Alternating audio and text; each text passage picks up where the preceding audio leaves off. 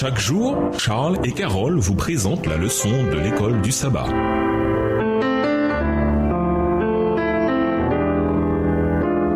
Bienvenue à votre émission Dieu nous parle. Nous relations de jeudi, achever la course en beauté. Lisons les paroles de conclusion du livre de Josué écrites par un rédacteur inspiré. Josué 24, versets 29 à 33. En quoi rappelle-t-elle la vie de Josué tout en étant tourné vers l'avenir? Josué 24 et versets 29 à 33. Après ces choses, Josué, fils de Nun, serviteur de l'Éternel, mourut âgé de 110 ans. On l'ensevelit dans le territoire qu'il avait eu en partage à Timnath-Sérak, dans la montagne d'Éphraïm, au nord de la montagne de Gash. Israël servit l'Éternel pendant toute la vie de Josué et pendant toute la vie des anciens qui survécurent à Josué et qui connaissaient tout ce que l'Éternel avait fait en faveur d'Israël. Les os de Joseph que les enfants d'Israël avaient rapportés d'Égypte furent enterrés à Sichem, dans la portion du champ que Jacob avait acheté des fils de Hamor, père de Sichem, pour 100 kessita, et qui appartint à l'héritage des fils de Joseph. Éléazar, fils d'Aaron, mourut et on l'enterra à Giba Phiné, qui avait été donné à son fils Phiné dans la montagne d'Éphraïm. Dans l'épilogue qui rend compte de la mort de Josué et d'Éléazar, le grand prêtre achève le livre de Josué sur une note qui donne à réfléchir. En relatant l'ensevelissement de Josué, celui d'Éléazar et celui des ossements de Joseph en même temps, l'auteur crée un contraste entre la vie en dehors du pays et le commencement de la vie dans le pays. Le temps de l'errance est terminé. Ils n'ont plus besoin de transporter les dépouilles de leurs dirigeants avec eux. Les patriarches enterraient leurs proches dans une caverne. Genèse 23, versets 13 et 19, Genèse 25, versets 9 et 10. Sur une nouvelle parcelle achetée à Sichem, Genèse 33, verset 19. À présent, la nation enterre ses chefs dans le territoire de leur héritage, ce qui donne un sentiment de permanence. Les promesses faites aux patriarches se sont réalisées. La fidélité de Yahvé constitue le fil historique qui relie la postérité d'Israël à son présent et à son avenir. Les derniers paragraphes du livre relient le récit à toute une histoire passée et ils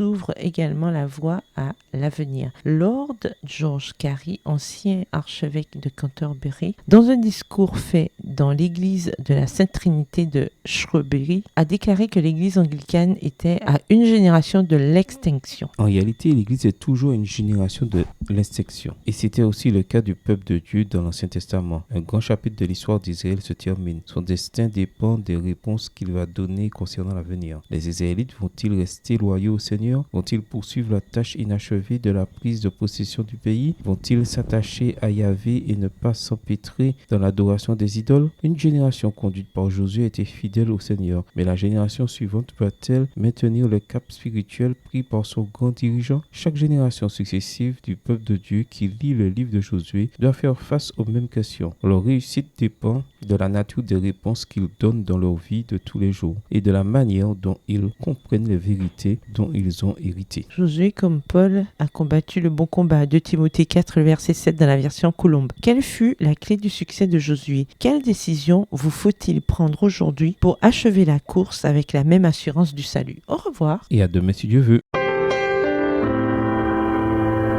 Dieu nous parle. Chaque jour, Charles et Carole vous présentent la leçon de l'école du sabbat.